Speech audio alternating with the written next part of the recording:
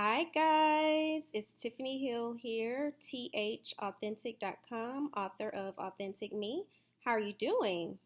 I have been playing around with different social media platforms and I tried Periscope. A lot of people are jumping on Periscope. I love it, but I decided for tonight I would do a YouTube video instead of logging into Periscope. So this is my YouTube video, first one that I'll be launching on my TH Authentic YouTube channel.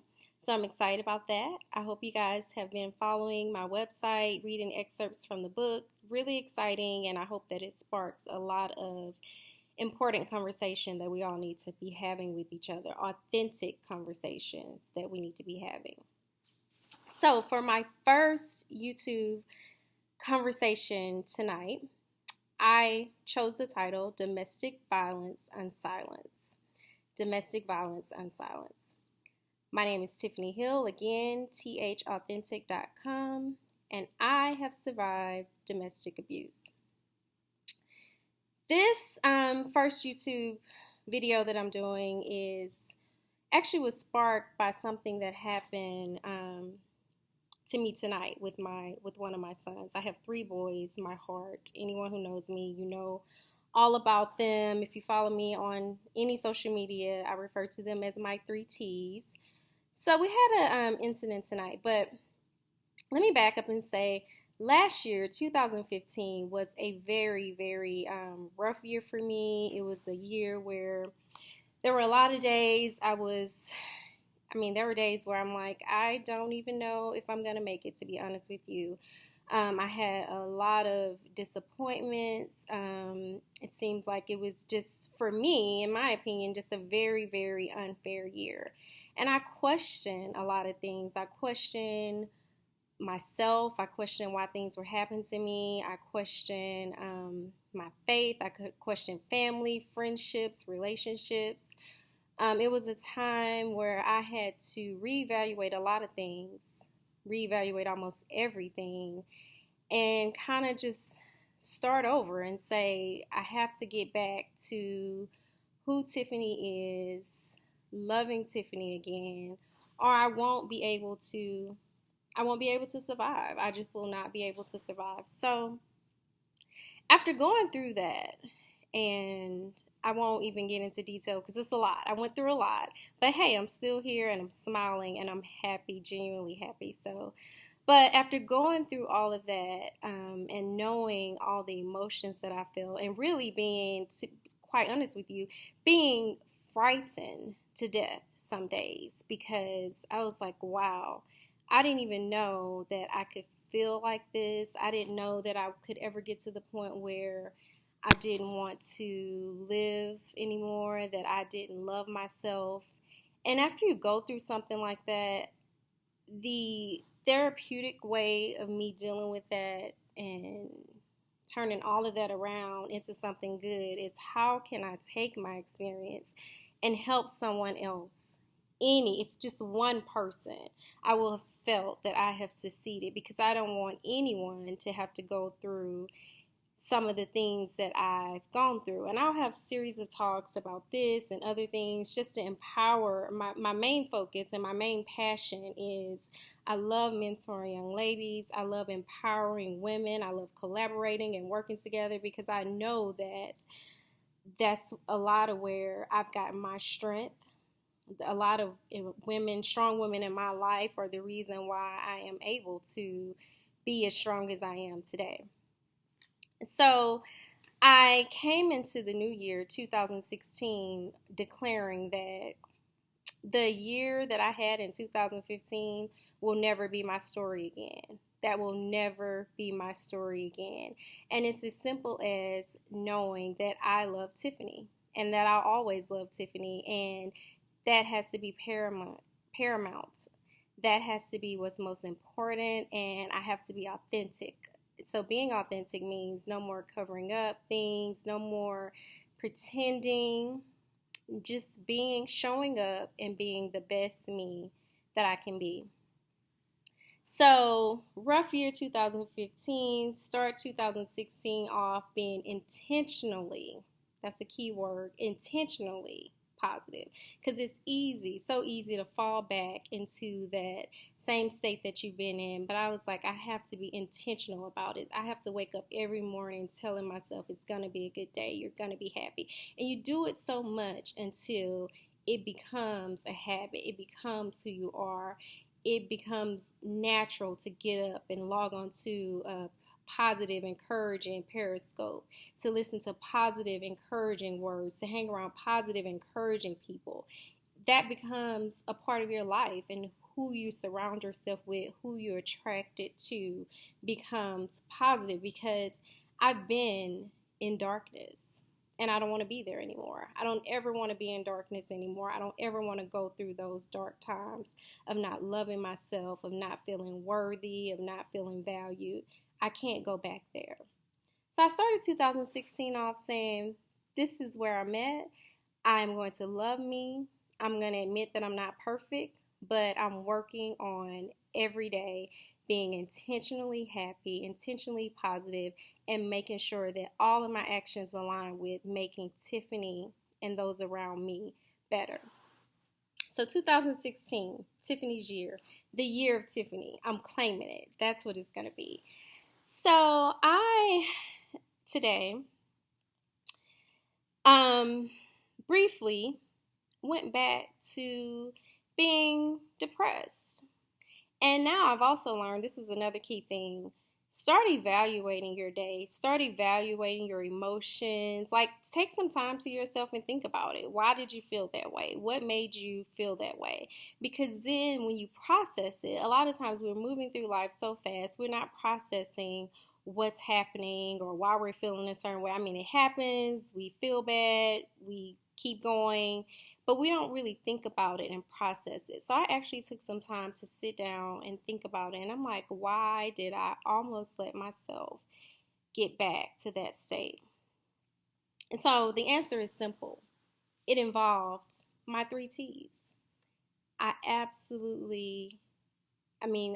know that my love for my children is one of the reasons, not the only reasons, but definitely one of the top reasons why I made it through a very rough time in my life.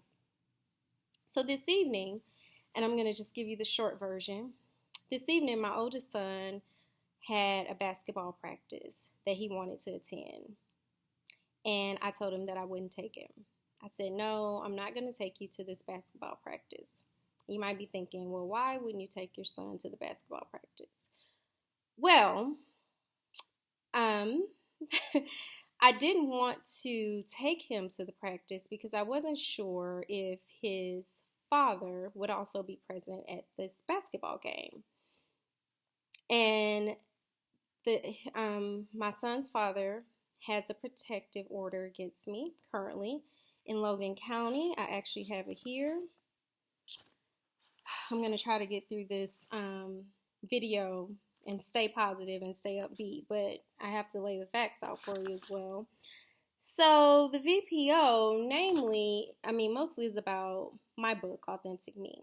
And in my book, I outline some of the struggles or things that someone might experience or has experienced going through situations in the book.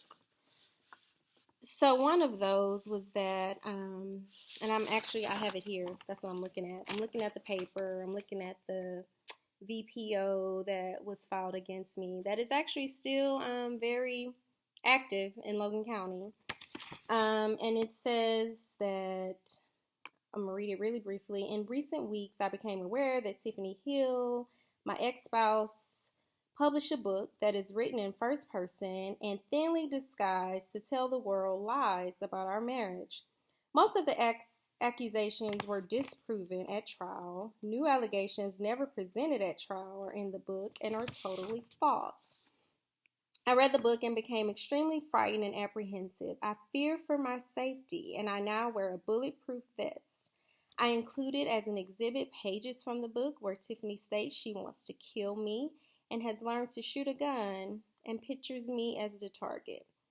See the circle section on Exhibit A attached. I have lost sleep I have lost weight, and I've had to answer questions about the book because it is all over social media. So, as most of you know, I'm an attorney. I know what a VPO is, and I think if there's a valid reason for a VPO, it should be issued and it should be enforced. In my case, I do not believe this is a valid reason for a VPO, and I've never heard of a VPO being enforced over someone writing a book where the person is not named, where there's been no contact, where there have been no threats. As a matter of fact, I do the opposite. I try to stay away from the person. And where there was evidence produced later that showed that the person who claims that they fear for their life is also trying to gain access to my neighborhood. I live in a gated neighborhood. And I mean, just a lot of contradictions there. But that's not the point of my YouTube channel, because now I need to go back to my son and why I started discussing this issue in the first place. So he wanted to go to this game, and I told him, to the practice, I'm sorry, not the game. There's been a game that he wanted to go to as well, but tonight happened to be a practice. And I said, no, I said, I can't take you to that. I'm sorry, I apologize. And he didn't understand it. And I saw the hurt in his eyes because he didn't understand it. And as a mom, and if anyone is watching this, if you've gone through a divorce and children are involved, whether it was amicable or not, you don't want to see your children hurt. You know they're going to be affected in some way, but you do not want to see them hurt. But what do you do when you also have to protect yourself? And I'm like, I cannot put myself in a position of being anywhere near someone who claims they're fearful because of me, who at any moment could call the police for all I know and say, oh, she's harassing me, she's in the same vicinity as me, but you know that your child wants to attend this game. So it put me in a place, I'll say. It put me in a place that wasn't a good place, and I wasn't happy about it. I was just really angry about it because a few weeks prior to the VPO being issued, I'd also received a cease and desist letter for my book, Authentic Me, and I did not comply with the cease and desist letter because as an attorney, again, I feel that my First Amendment rights are paramount to anyone not liking my book or being offended by what they feel should not have been published. So as a mom and dealing with my son's disappointment, his hurt that I saw in him, I couldn't help but feeling angry and all those emotions that I promised I wouldn't carry from 2015 over into 2016. How do you explain, though, to an 8-year-old? I can't explain that to him. I can't explain to him the total anger and disappointment that I feel as an attorney at law in just the disappointment I feel in the justice system for even allowing something like this to come into play, to even allowing my First Amendment rights to be hindered in any manner by the fact that someone holds a position. Because at the end of the day, that's all it boils down to. Someone holding a position as president of a university who doesn't happen to like me finally having the courage to say, I have been abused. The ironic part about all of this is in October, I filed a complaint with the Board of Regents regarding domestic abuse, regarding a Langston police officer following me, harassing me and my children, doing video recordings of me and my children. No response to date.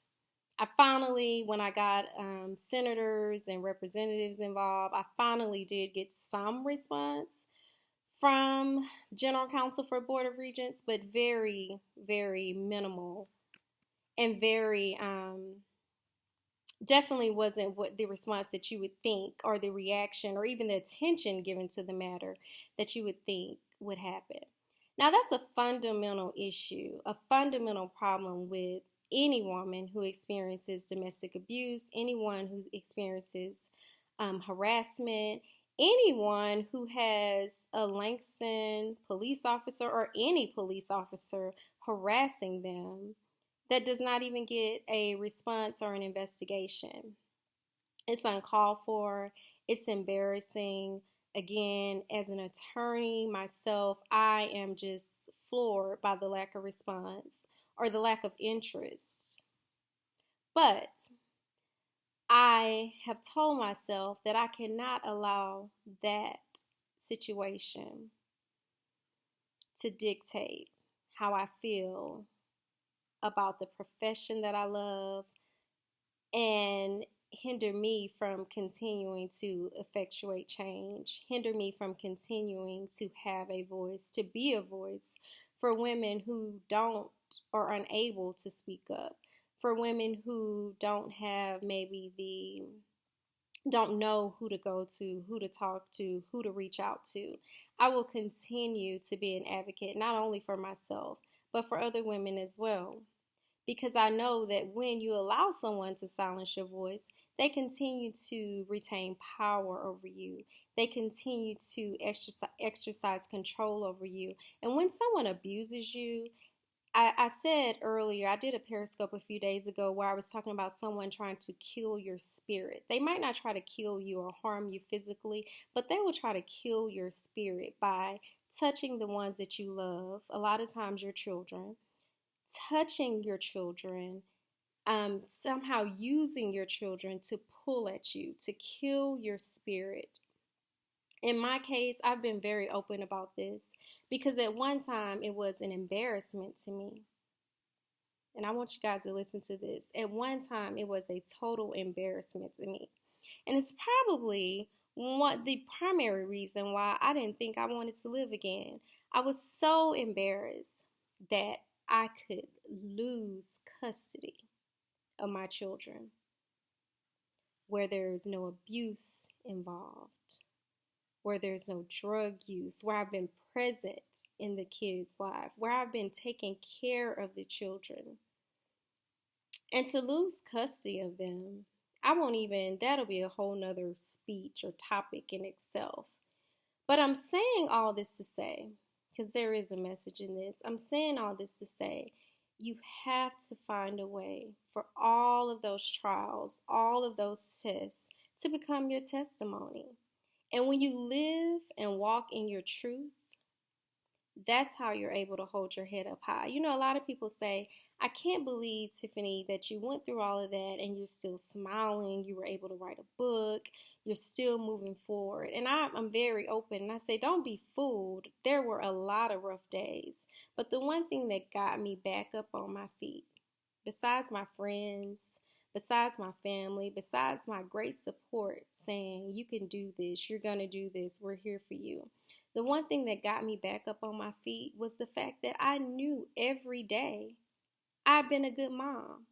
There was no doubt in my mind that I had not been or had not given 100% of myself to my children. And because I knew that, even on the days when it hurt me, even on the days when I almost let it literally kill me, that a judge or anyone would have the audacity to take my children from me, have the audacity to not care or not want to hear anything about abuse, anything about just a long list. I won't even go into all that. But the fact that I knew in my heart, I knew in my spirit, I knew my truth was that I was a mom first, foremost, above everything else. I knew that everyone around me knew that I was a mom first, foremost, and above everything else. That's what walking in your truth is. When you walk in your truth, that's where your power comes from. Because at some point, it doesn't matter what they say, it doesn't matter what they do, it doesn't even matter if they have custody of your children. And that's huge. Any mother knows that is huge. For someone to use lies, to use manipulation to get custody of your children, and you still have to hold your head up high, smile.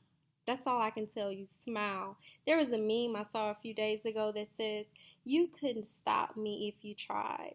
That's exactly how I feel right now. No one could stop me if they tried. I have gone through the valley. I've gone through the valley. I've lived in the valley for what to me seemed like eternity. It seemed like it was forever. Over the course of that year, it seems like my whole life was spent in the valley. But when I came out, and as I'm coming out on the other side, as I'm coming out from not being depressed anymore, as I'm coming out coming out the other side and owning my truth, owning who I am, owning my happiness, owning the fact that I have to love myself above anyone before I can even think about allowing anyone else to love me. That's where your strength lies. That's how I'm able to smile. That's how I'm able to keep pushing. That's how I'm able to move forward. And at the end of the day, I remind myself daily. And I shared on my Facebook page, Tiffany Hill, my public page, I read a blog and I wrote to the lady who wrote the blog, and I said, "Can I please share this on my page?" Because the title of that blog was "Your Abuser Hasn't Won Anything." And at the end of the day, that's how I feel. What have you won? My abuser hasn't won anything. It's embarrassing to me. I have 3 small children who at the end of the day are 3 black boys. 3 black boys in today's society who have to learn or need to be learning to respect women. They need to be learning how to survive in this world. They need to be learning how to not be the next victim of Black Lives Matter or on the Black Lives Matter campaign poster. There are so much more important things that they need to be learning. And I have to question what or where they will get that from. I mean, I have to pray and know that they will respect women. I have to pray and know that they will love and not abuse women. But it's scary to me. It is frightening to me.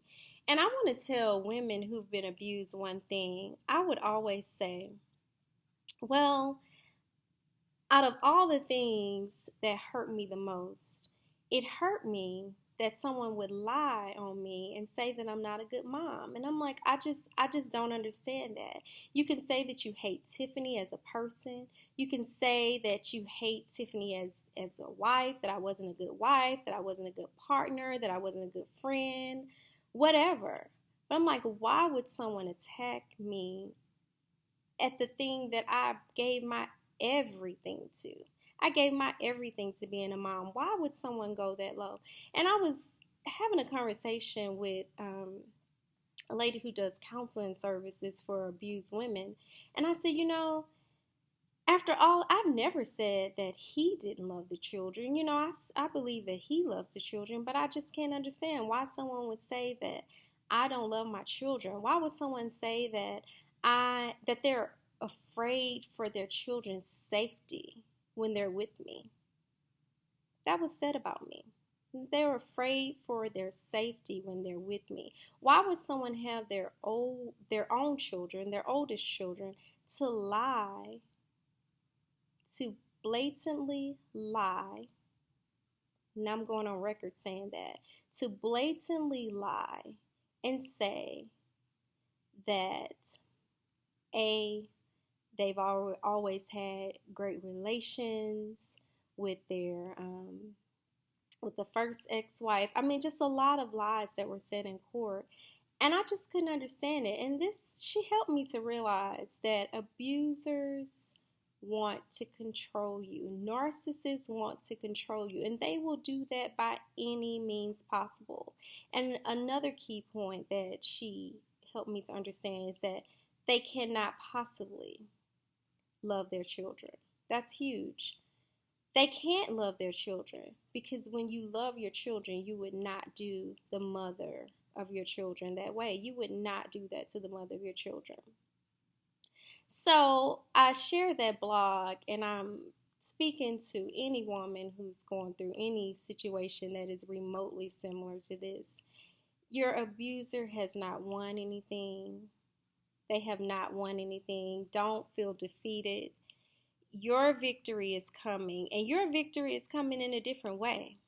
And you know, one of my sorors, who is a good mentor for me, had to help me to understand that. Because at one point, I was probably literally going crazy, responding to emails, documenting, getting ready for court, the court process. I mean, everything. It consumed me. And she had to point out to me, you're fighting a battle you're fighting a different battle. This is evil. This is warfare, spiritual warfare. So don't prepare for that battle like you would prepare for court. He might have victory in court. He might have victory because of a position as a president of a university. He might have victory because of people he knows in the community. He might have victory because of his affiliation with board members and judges. But he will never have victory over your life. He will never have victory over your life because you're fighting a different battle and you're reporting to a different person. Because the person you're reporting to knows all, sees all, and he has not won anything. So I don't like the pain. I'm going to be very transparent. I didn't like the pain. I still don't understand it. I still don't think it's fair. But I do understand why I went through it. That's tough. That's tough to get through. That's a tough place to get to because it requires accountability. It requires accepting some things that you did wrong along the way. And I'm not saying for a second that any woman who's been abused that it is your fault. It is not your fault that someone hit you. It is not your fault that someone is emotionally abusive to you, that they're controlling you. That is in no way, shape, form, or fashion your fault. But there might come a time where you have to evaluate and accept accountability and responsibility for your role in if it might be being with that person, it might be staying with that person, it might be, as in my case, I had to accept my role in making the situation appear so picture perfect that when I did finally admit to what my private truth and secrets were, it was shocking. It was very shocking to a lot of people because even though people close to us knew that something wasn't right, they weren't exactly sure what it was. And when someone is emotionally abusive, they start telling you things like, no one will believe you. And especially if your abuser is charismatic and they go out of their way to make people think they're great and they're the best thing for you, then they're probably right. No one might not believe you. Or if they do, listen to this, get ready for this. There are some people who will still tell you to stay. So you have to be really, really cognizant of where you're getting your counsel, where you're getting your strength, who are you running to, who are you talking to about the things that you have going on in your life.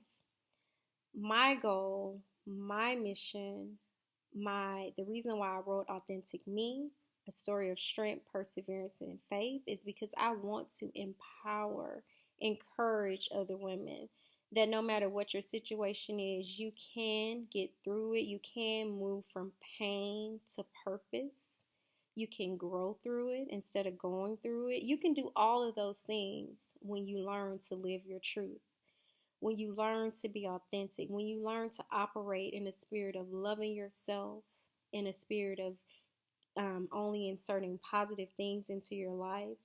When you operate from a place of knowing that you control the things and the people around you and what you feed into your spirit, what you allow, what you don't allow. You have to get control of that and make sure that you are being very intentional and very purposeful about being positive. Because when I tell you what I went through could have broken me, could have made me, I was in a place where I didn't even think my children needed me anymore. Because I'm like, how embarrassing is that? How am I going to explain to them all of this stuff that happened? What are they going to think about me? Now I know the answer is simple. They're going to think, thank you for being a great mom. They're going to know you've always been there for us. You've been a great mom. And when I got to that place, I realized there was nothing to be sad about. There was nothing to hold my head down about. Now I hold my head high. I smile and it's authentic. I smile and it's genuine. Because again, as I mentioned earlier, I've been through the valley. And once you go through the valley, once you start your way of coming out on the other side, there's nothing anyone can do to stop you, because you know what it's like to be in the valley. You know what it's like to be depressed. You know what it's like to not want to live anymore. You know what it's like to be embarrassed, to be ostracized. Then you realize these people who are still around me now, these are the people who I want in my circle. These are the people who I want to surround myself with. And you start rejoicing because you're like, it's a blessing now. It's a blessing to know, to be around people, to know who my true friends are, to know who my supporters are, who I can talk to, who I can trust. That's a blessing. So sometimes people are you weed people out and you think you're losing friends. You're actually gaining a sense of who's there for you, who should be in your life. So to all of the people who are going through or have experienced any kind of abuse, please get the help that you need. Please safely get out of the relationship. I have recently started a company, TH Authentic LLC, where my mission is to help empower women who are going through difficult situations, divorces, separations, domestic abuse, empower them and find ways to help them move from that pain to their purpose and live their authentic lives. And there will be setbacks. There will be times, or I shouldn't say there will be, hopefully there won't be, but there might be times where you have nights like I had tonight, where I had to deal with a difficult situation with my son, where I had to look in his eyes and see his pain. And then I had to also dig deep within me and say, you're strong. You got this. You can do it. You can do it. And what they don't understand now, they will understand later. So you have to trust and believe that. You have to continue to love yourself. Don't let anyone silence your voice. And your abuser will try. Your abuser might try a million ways to silence your voice, to retain a little bit of power and control. But you take back every bit of your power. Take back every bit of your dignity, your self-worth. Love yourself. Love yourself fully and completely. And that is how you get through your tough days. That's how you get through your darkest moments. You have to learn to love yourself again. I have many, many, many stories, many experiences, my personal story. You might think that it's actually a Lifetime movie because I can't even explain or go into all the things that I've been through. But as people say, your test becomes your testimony. That's not my testimony when I'm talking to people, when I'm sharing my story, when I'm encouraging and motivating others. I'm not talking to them about some superficial what if situation. I'm talking to them from a place of pain, from a place of hurt, from a place of being in a dark, deep, dark place, as I mentioned in my book, Authentic Me. I'm talking to them. It's passionate. It's coming from my heart. And that's when you start to effectuate that change that you want to make. That's when you touch people. That's when you inspire people. And I hope that in any way possible, my talks, my posts, my book, Authentic Me, my website, thauthentic.com, I hope that all of those places where I'm pouring out my positivity that I've gained from the pain that I've gone through. I hope that that can inspire you. I hope that that can encourage you. I hope that can help you to avoid some of the mistakes and the situations that I've been through. This is my talk for tonight. I could go on because, it is something that I'm very passionate about, but I will end here and just say I hope you have a great night. Again, my name is Tiffany Hill, thauthentic.com. There on my website, you can find information about my book, Authentic Me, A Story of Strength, Perseverance, and Faith. There are also excerpts from the book there. I'm online on social media, Twitter, Instagram, Periscope, th_authentic. On social media sites, I'm th_authentic. Thank you guys. Again, if you know anyone or if you yourself are experiencing domestic abuse, please get help. Please exit the relationship. Please do not allow yourself to continue being in danger. And that goes above and beyond them putting their hands on you. That goes to emotional abuse. That goes to controlling behavior. That goes to treating you any less than what you are worth. Thank you. Much love. Tiffany Hill, thauthentic.com. Have a good night, guys.